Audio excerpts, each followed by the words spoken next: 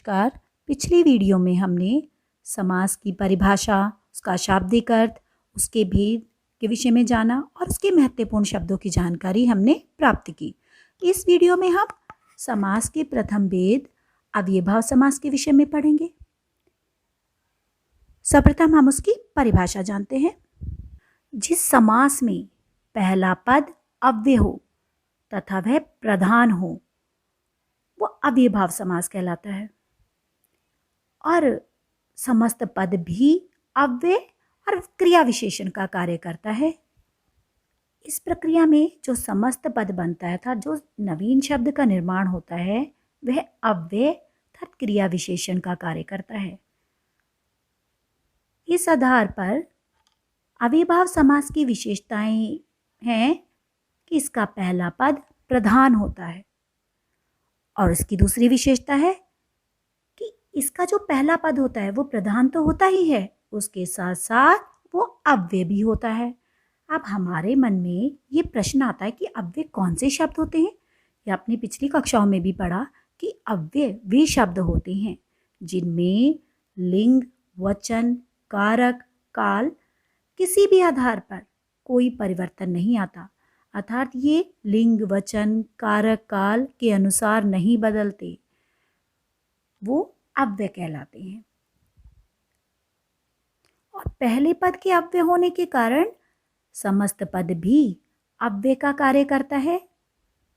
इसकी अगली विशेषता है कि यदि एक शब्द की पुनरावृत्ति हो और दोनों शब्द मिलकर अव्यय की तरह प्रयुक्त हों, वहां पर भी अव्ययभाव समास होता है।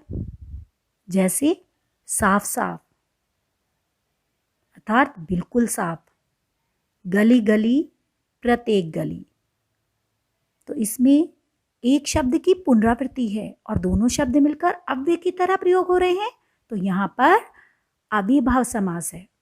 इसकी अगली विशेषता है कि संस्कृत के जो उपसर्ग होते हैं, वो उपसर्ग युक्त पद भी अव्ययभाव समास होते हैं।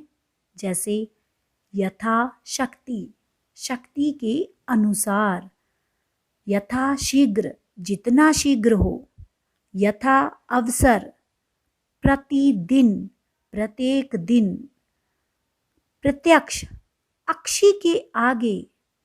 तो ये पद हमारे अव्ययभाव समास के अंतर्गत आते हैं। प्रत्येक समास में दो पद होते हैं।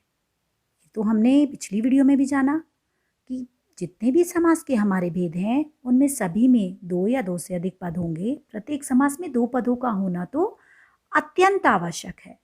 तो इस समास का पहला पद हमेशा प्रधान होगा और अव्यय होगा। आइए कुछ और शब्दों के द्वारा, कुछ और उदाहरणों के द्वारा हम इस समास को समझ लेते हैं।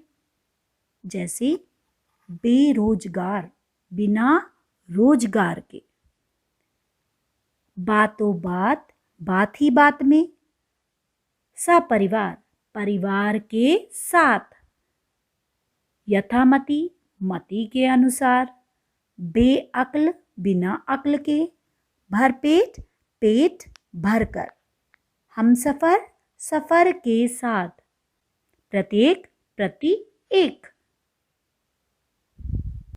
इन सभी में पहला पद अव्यय होने के कारण यहाँ अव्ययभाव समास है। आशा है आपको यह समास स्पष्ट हो गया होगा। धन्यवाद।